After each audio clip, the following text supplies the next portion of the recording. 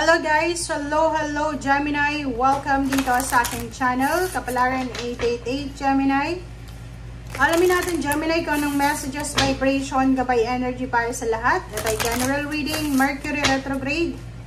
Okay, tingnan natin. Ano ba ang message na para sa iyo Gemini? Okay.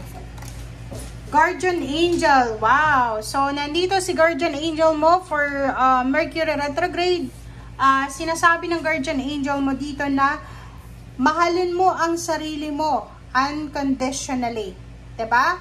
Ask for help. So, sinasabi sa'yo dito ni Guardian Angel na if you need help or even may pagkakataon ka para makatulong sa mga tao, mag-share ka ng iyong blessings, mag-share ka ng iyong tulong.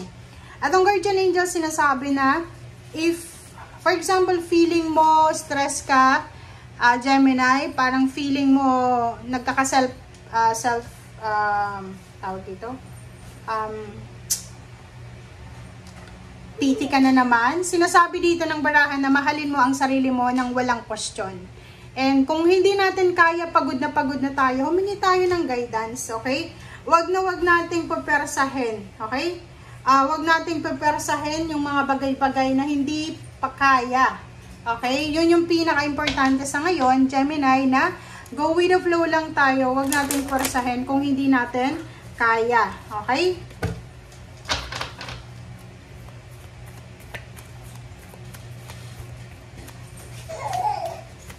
Okay. Second card from the second deck is the Thinking Woman. Babae ka man or lalaki, may isang tao na iniisip ka. Or pwedeng ikaw ito na nag-iisip. Masyado kang nag-overthink. Or pwedeng parent mo to. Pwedeng mother or pwedeng sister or pwedeng lola na iniisip niya yung kapakanan mo. Parang ganun. So, for the month of March and April, if you need help, ask help, diba? Wag mong parang isipin na, baka isipin nila na weak ako. Hindi. Hindi yun batayan na ikaw ay mahina kung hihingi ka ng tulong. Kasi pag hindi natin kaya, talagang kailangan natin ng tulong. Okay, Six of Cups. Gemini, i-welcome mo to kasi maraming dating involved sa'yo ang babalik sa'yo. So, pwedeng dito yung ex mo to. Pwedeng yung ex nyo gustong makipagbalikan or ikaw ito na gustong makipagbalikan sa kanya. Pwedeng ikaw ay matagal lang nakatira sa city, Maynila, or pwedeng sa ibang bansa, and balak mong magbalik-bayan, or balak mong umuwi ng Pilipinas for vacation. So, marami kang babalikan na lugar, marami kang babalikan na tao, maraming magre-reminisce ka ng past mo. The Tower, nakikita ko sa'yo dito na yun, isa sa mga posibleng balikan mo, is yung mga nangyari sa'yo sa nakaraan. Di ba yung mga negative issues, yung mga nasira, like nawalan kayo ng kapamilya, nawalan ng trabaho, nagkaroon ng health issues yung pamilya. So nakikita ko na babalikan nyo siya, Gemini. Okay, Ace of Swords, isang balita, isang napaka-importanteng good news ang posibleng matatanggap mo by the end of March. And ang balitang ito ay posibleng pagkakakitaan. So, pwedeng makatanggap ka ng balita from someone na financially stable siya. Pwedeng boss, from the bank, or pwedeng from someone na marami siyang pera. So, nakikita ko siya dito na kung ano man tong balitang matatanggap mo ay magkakaroon ka dito ng limpak-limpak na salapi. May celebration din na magaganap, Gemini. So, it's a celebration of life, celebration of success, celebration of happiness. So, anumang rason na pwede mong i-celebrate ngayong 2 buwan na to, you have all the reasons para mag-celebrate.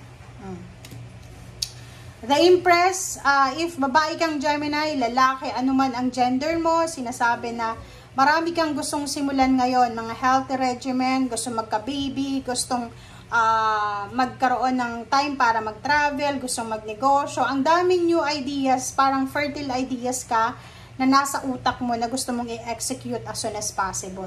Okay? Queen of Swords, nakikita ko sa'yo dito na looking forward ka para sa pagbabago.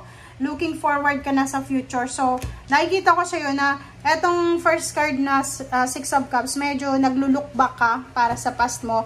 But dito sa Queen of Swords, sinasabi na you don't have so much time para mag-look back sa past.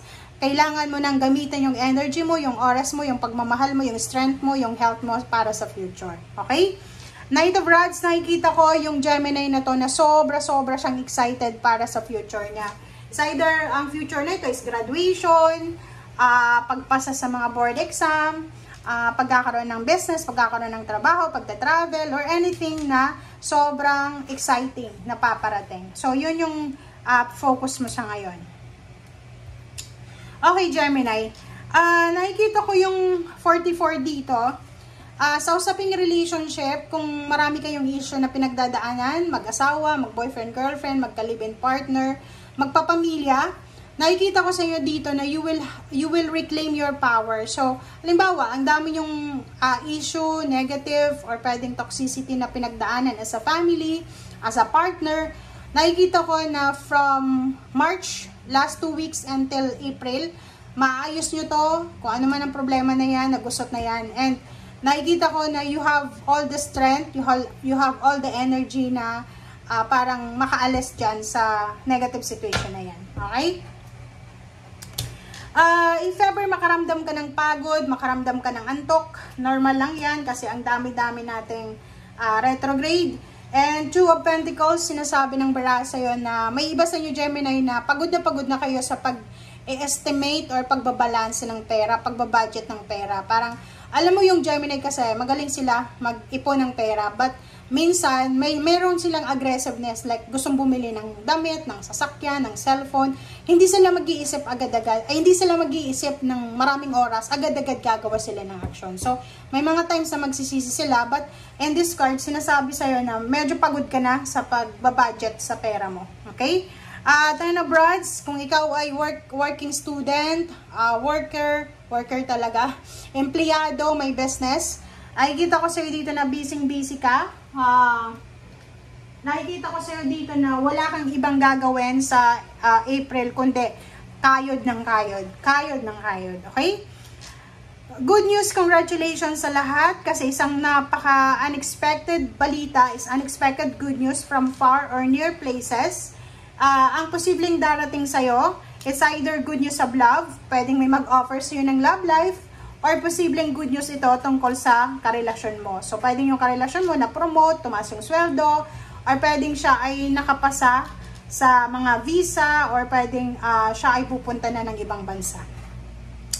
Page of Rods, nakikita ko sa iyo dito na November of 2025, isang napaka-importanteng desisyon ang kailangan mong pagdesisyonan or gagawin na ihanda mo na ang sarili mo sa ngayon. Okay? Thank you guys. Bye!